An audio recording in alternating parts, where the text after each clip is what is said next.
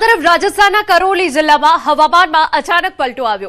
પશ્ચિમી વિક્ષેપને કારણે હવામાન બદલાયું, જેના કારણે લોકોને ભીષણ ગરમીથી રાહત મળી।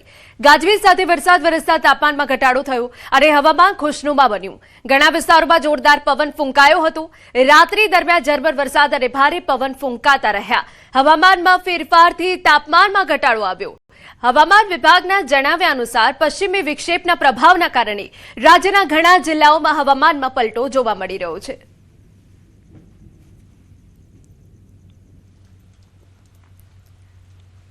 વાત હવે ઉત્તર પ્રદેશની કરીએ તો આજે હરદોઈમાં અચાનક હવામાન બદલાયું, જેના કારણે ગરમીથી નોંધપાત્ર રાહત મળી। કાળા વાદળો અને ઠંડા પવનો ફૂંકાતા આકાશમાં આહલાદક વાતાવરણ છવાઈ ગયું। હરદોઈમાં હાલમાં તાપમાન 24 ડિગ્રી સુધી પહોંચી ગયું છે, જેના કારણે હળવી ઠંડીનો અનુભવ થયો। વરસાદી માહોલથી ખેડૂતોમાં ખુશીનો માહોલ છવાઈ ગયો। હરદોઈમાં આજે ભારે વરસાદથી શહેરના રસ્તાઓ પર પાણી ફરી વળ્યા, જેના કારણે રાહદારીઓ અને વાહન ચાલકો માટે ભારે મુશ્કેલી ઊભી થઈ। કેટલાક વિસ્તારોમાં નાળા સાફ ન થવાના કારણે રસ્તાઓ પર પાણી ભરાઈ ગયા। देखिए हरदोई में इस टाइम मौजूद हैं और कितनी जोर की बारिश और हवाएं चल रही हैं। हालांकि इतने दिन से भीषण गर्मी पड़ रही थी, लेकिन आज इस गर्मी से कहीं ना कहीं लोगों को राहत जरूर मिलती नजर आ रही है। आप देख सकते हैं किस तरीके से बारिश हो रही है और जोरदार हवाएं चल रही हैं। जो देख सकते हैं पेड़ पूरी तरीके से नीचे झुक रहे हैं, बिजली कड़क रही है। आप देख सकते हैं किस तरीके से बारिश हो रही है। और हालांकि ये जो बारिश है ये किसान के लिए इस समय लाभदायक है। जो उसकी ज़मीन है उसको नमी पहुंचाएगी।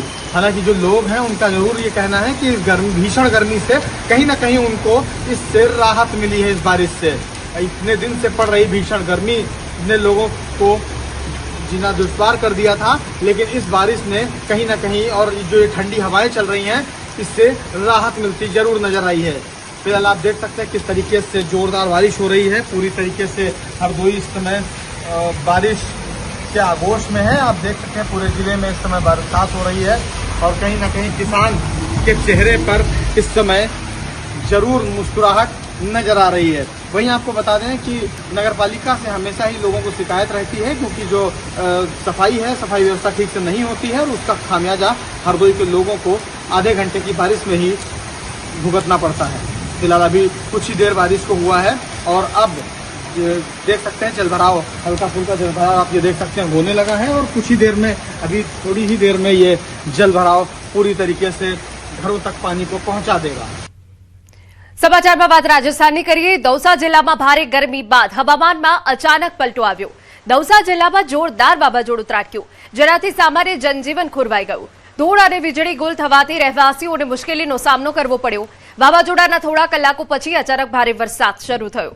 જો કે વરસાદ માત્ર 5 થી 10 મિનિટ જ ચાલ્યો, પરંતુ તેની તીવ્રતાથી શહેરના રસ્તાઓ પર જળબંબાકારની સ્થિતિ સર્જાઈ। વરસાદ પછી ફૂંકાયેલા ઠંડા પવનથી વાતાવરણ ખુશનુમા બન્યું। આ તરફ છત્તીસગઢના જશપુર જિલ્લામાં ભર ઉનાળે ચોમાસા જેવો માહોલ સર્જાયો।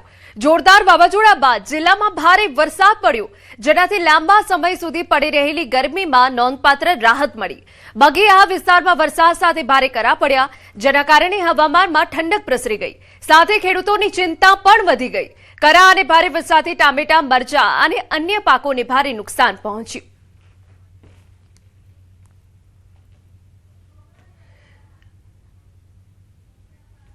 આગળ વાત કરીએ, આ તરફ ગુલમર્ગમાં તાજી હિમવર્ષા થઈ છે। કિંગડોરી અને આફ્રોથના પર્વતોમાં હિમવર્ષા થઈ। વેકેશન દરમિયાન અહીં આવેલા પ્રવાસીઓને તાજી હિમવર્ષા જોવા મળી। ગુલમર્ગ આવેલા પ્રવાસીઓ હિમવર્ષાનો આનંદ માણ્યો હતો અને આનંદ વ્યક્ત કર્યો હતો કે તેઓ આ સિઝનમાં હિમવર્ષાનો અનુભવ કરવા મળ્યો।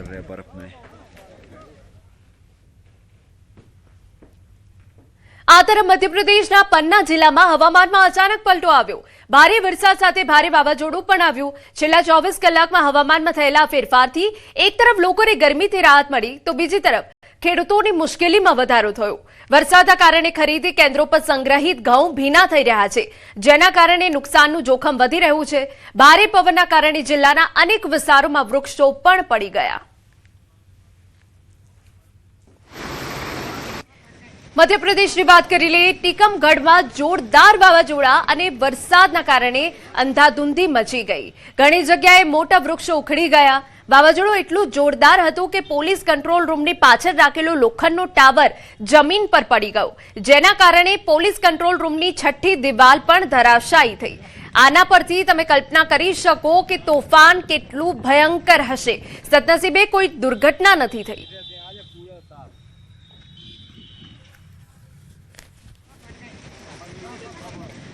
ઉત્તર પ્રદેશના ગોરખપુરમાં આજે સવારથી જ ગાઢ વાદળો છવાયેલા છે. ઝરમર વરસાદથી વાતાવરણ ખુશનુમા રહ્યું અને ભીષણ ગરમીથી રાહત મળી. આ વરસાદ ખેડૂતો માટે પણ ફાયદાકારક સાબિત થઈ રહ્યો છે. ડાંગરની વાવણી કરતા પહેલા ખેતરો તૈયાર કરવા માટે તે અમૃત સમાન છે. હવામાન શાસ્ત્રીઓનું માનવું છે કે આ પ્રકારનું હવામાન 2 થી 3 દિવસ સુધી ચાલુ રહેવાની ધારણા છે.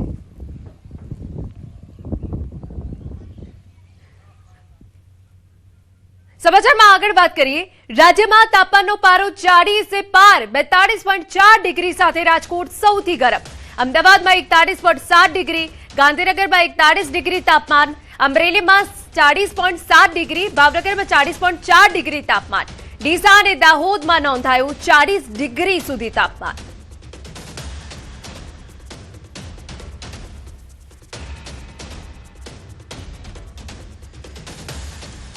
અન્ય મહત્વના સમાચારમાં વાત હવે ભરૂચની કરીએ. જંબુસર તાલુકામાં રાજકીય તણાવની સ્થિતિ સામે આવી. દહેગામ વિસ્તારમાં સોશિયલ મીડિયા પર પાણી પુરવઠો બંધ કરવાની ચીમકીના મેસેજ વાયરલ થયા. તાલુકા પંચાયતે કાવી 2 સીટ પર ભાજપના ઉમેદવારની હાર બાદ અસંતોષ ફાટી નીકળ્યો હોવાના દાવા કરવામાં આવ્યા. શકીલ ખાલિદ અહેમદ મલિકની હાર બાદ ધમકીઓ આપવામાં આવી હોવાનો આક્ષેપ છે. તલવાર ઉમેદવાર ખાલિદ અને તેના પિતાના ફોટોઝ વાયરલ થયા. જોકે આ મામલે હજુ સુધી પોલીસ અથવા પ્રશાસન તરફથી કોઈ સત્તાવાર પુષ્ટિ નથી કરવામાં આવી. હાલ તો સમગ્ર મામલે તપાસની માંગ ઉઠી છે.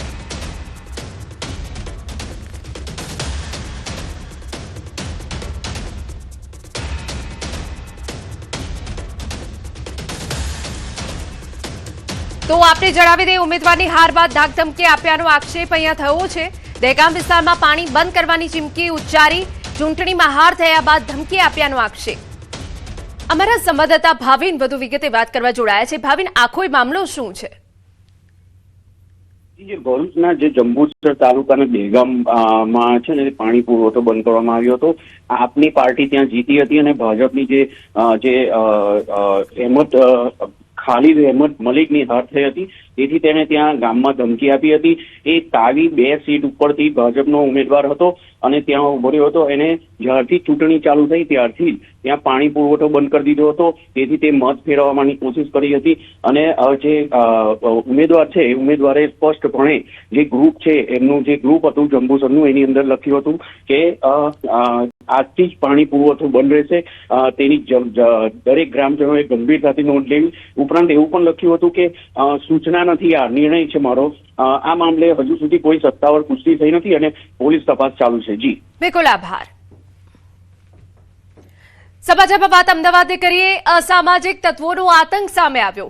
કર્ણાવતી ચોકી નજીક મારામારીની ઘટના બની છે. લગ્ન પ્રસંગ દરમિયાન મારામારી થઈ હતી. મારામારીની ઘટના સીસીટીવીમાં કેદ થઈ. અહીં સવાલ એ છે કે પોલીસની હાજરી હોવા છતાં અસામાજિક તત્વો બેફામ છે. શું તેઓને પોલીસનો પણ ડર નથી રહ્યો? આ સૌથી મોટો અહીંયા સવાલ છે. તો આપને દ્રશ્યો બતાવી રહ્યા છે કે જ્યાં કોઈ કારણોસર મારામારીની ઘટના બની ગઈ. જોકે પોલીસ ત્યાં હાજર છે અને છતાં મારામારી ચાલુ છે. અહીંયા સવાલ સૌથી મોટો એ છે કે આવા અસામાજિક તત્વોને પોલીસો હવે કોઈ જ ડર નથી રહ્યો, કાયદાનો કોઈ જ ખૌફ નથી રહ્યો. આ અહીંયા સવાલ થાય છે. બે અલગ અલગ તસવીરો અમે આપને બતાવી રહ્યા છે કે જ્યાં અમદાવાદથી આ સમાચાર આપને જણાવી દઈએ કે જ્યાં કર્ણાવતી ચોકી નજીક મારામારી થઈ. લગ્ન પ્રસંગ ચાલી રહ્યો હતો અને તે દરમિયાન કોઈ બાબતોસર મારામારીની ઘટના બની અને જે ઘટના બની તે સીસીટીવીમાં કેદ થઈ ગઈ. પરંતુ પોલીસની હાજરી જોવાઈ રહી છે. અસામાજિક તત્વો બેફામ થયા છે પોલીસની હાજરીમાં. શું તેઓને પોલીસનો પણ ડર નથી રહ્યો? તે અહીંયા સૌથી મોટો સવાલ છે.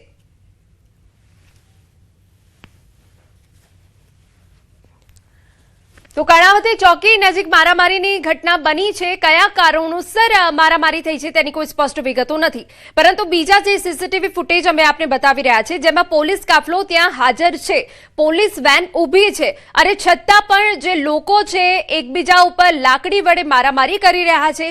જે એક સવાલ ઊભો કરે છે કે આવા લોકોને પોલીસનો કેમ કોઈ ડર નથી અને પોલીસે કેમ આખો એ મામલો શાંત ન કર્યો. પોલીસે જ હાજરીમાં મારામારીની આ ઘટના બની. સમાચારમાં વાત હવે સુરતથી કરીએ. સચિન જીઆઈડીસી વિસ્તારમાં બાળકીની છેડતી થઈ. 11 વર્ષીય બાળકીની છેડતીને લઈ સ્થાનિકોમાં આક્રોશ.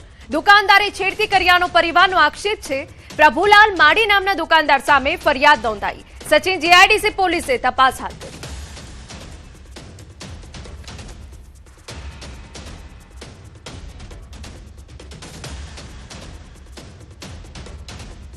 સામાન્ય નાગરિકો માટે મહત્વના સમાચાર. કોમર્શિયલ ગેસના ભાવમાં તોતિંગ વધારો. કોમર્શિયલ ગેસમાં 993 રૂપિયાનો વધારો કરાયો હોવાનો વિગત. કોમર્શિયલ ગેસનો નવો ભાવ 3091 રૂપિયા. રેસ્ટોરન્ટ અને ખાણીપીણીના વ્યવસાય કરનાર પર આની મોટી અસર પડશે.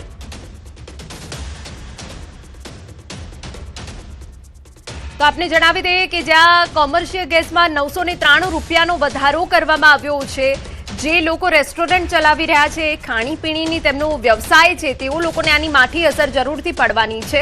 આપને વિગતો આપી દઈએ કે જ્યાં તોતિંગ વધારો કરવામાં આવ્યો છે, 993 રૂપિયાનો વધારો થયો છે અને જો નવા ભાવની વાત કરવામાં આવે તો 3091 રૂપિયા નવો ભાવ છે. જે રેસ્ટોરન્ટ છે, ખાણીપીણીના વ્યવસાય સાથે સંકળાયેલા છે, તેઓ લોકો માટે આ એક ચિંતાના સમાચાર, એક માઠા સમાચાર અને તેમના વ્યવસાય ઉપર આની મોટી અસર થઈ શકે છે. અમારા સંવાદદાતા દીપિકા વધુ વિગતે વાત કરવા જોડાયા છે. દીપિકા, પૂરી વિગત. બિલકુલ, જે પ્રકારે આંતરરાષ્ટ્રીય લેવલ ઉપર ક્રૂડ ઓઇલ અને ખાસ કરીને ગેસનો ભાવ વધારો ઘટાડો જે જોવા મળ્યો હતો અને તેને લઈને આ મોટો નિર્ણય લેવામાં આવ્યો છે સરકાર દ્વારા. હવે જે ગેસનો બાટલો છે તેનો ભાવ 993 રૂપિયા વધી ગયો છે અને તેને કારણે મોટી અસર છે તે જોવા મળશે. સૌથી મહત્વની વાત છે કે જે ખાણીપીણીનો બિઝનેસ કરે છે એના ગેસ સિલિન્ડરમાં જે પ્રકારે એકદમથી 900 રૂપિયાનો જે ભાવ વધારો છે, મોટી અસર બિઝનેસ ઉપર ચોક્કસથી જોવા મળશે તે પ્રકારની વિગતો સામે આવી રહી છે. જોકે આજથી જે ગેસના બાટલાના ભાવ વધ્યા છે તે માત્ર ને માત્ર કમર્શિયલ લેવલ પર છે, એટલે રેસ્ટોરન્ટમાં જમવાનું મોંઘું બની જશે. અને સાથે મહત્વની વાત છે કે હજુ પણ ઘરેલું ભાવ ગેસ સિલિન્ડર છે તેમાં ભાવ ઘટાડો કે વધારો થયો નથી, તેમાં સ્ટેબિલિટી છે, તે 900 રૂપિયા જેટલો છે. પરંતુ જો કે હવે તેમાં પણ ભાવ વધારો થઈ શકે કે કેમ તેની ઉપર પણ ચર્ચા થશે અને તેમાં પણ ભાવ વધારોની શક્યતા જોવા મળી રહી છે. બિલકુલ, આભાર તમામ વિગતો બદલ. और क्या है कि सामान नहीं मिलेगा नहीं तो लोगों को देंगे तो महंगाई बढ़ेगी और उससे सिलेंडर सीधे 1000 बढ़ा दिया। हाँ सर, तो उससे पूरी व्यवस्था आउट तो हो रही है हम लोगों की, काम धंधे फर्क पड़ रहा है बहुत ज़्यादा और मतलब आम आदमी पे जनता को भी असर पड़ रहा है इसका. और क्या कर सकते हैं, क्या बोलेंगे. और तो फिर अब क्या सिलेंडर की जगह क्या यूज करोगे? अभी फिलहाल तो सिलेंडर ही के यूज़ कर रहे हैं, जैसा भी उटपटांग आ रहा है जैसा ही माल, पर व्यवस्था पूरी आउट है. सुशील कुमार. सर, सिलेंडर के रेट महंगाई तो बढ़ गई है, मानता हूँ मैं, ये सभी के लिए है. एक बंदा क्या कर पाएगा. जनता इकट्ठी होकर गवर्नमेंट से ये बातें बोले, हो सकता है इसमें सुधार हो.